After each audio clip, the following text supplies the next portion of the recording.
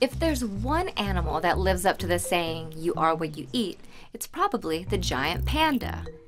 Nearly every aspect of a panda's life revolves around bamboo. Giant pandas eat, and eat, and eat. Pandas can spend more than half of each day eating. To understand why pandas eat so much, you need to look more closely at what they eat.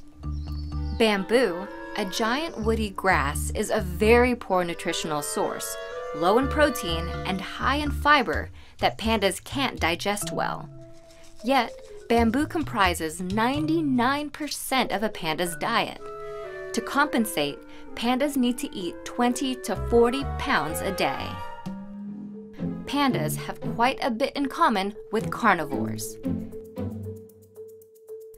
A panda's digestive system is more closely related to that of a carnivore than an herbivore, which explains why they don't digest plants very well.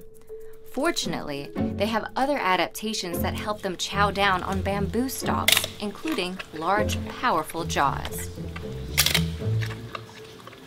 When they're not eating, pandas rest, and rest, and poop, and poop.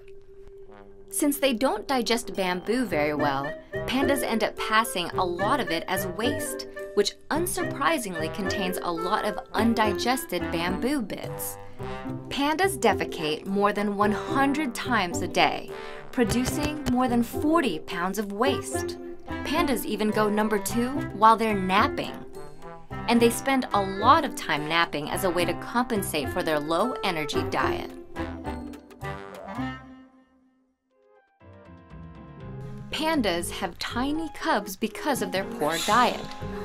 Baby giant pandas are born blind, helpless, and tiny, weighing just 5 ounces, or about 1/1000th the size of their mom. Of all placental mammals, panda cubs are the tiniest in comparison to their mother. Why so small? The mother's diet plays a role.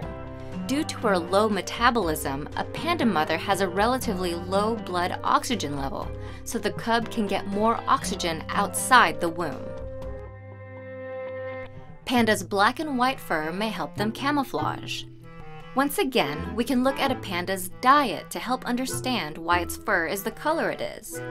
Pandas don't store enough fat to hibernate like other bears, so they have to keep eating bamboo all year round.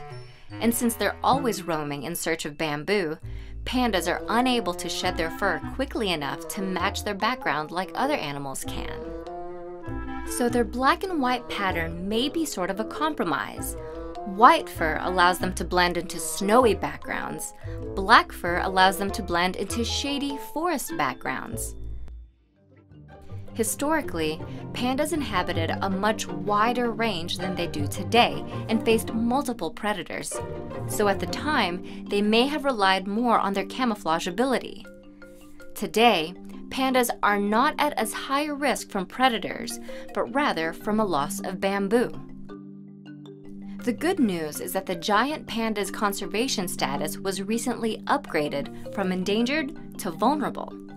An estimated 1,850 pandas remain in the wild in China, an increase of 17% over the past decade. However, pandas still face significant threats tied closely to their food source.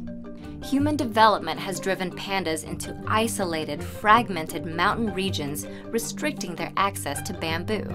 Additionally, climate change threatens to eliminate more than 1/3 of the bamboo habitat that pandas rely on by the end of the century.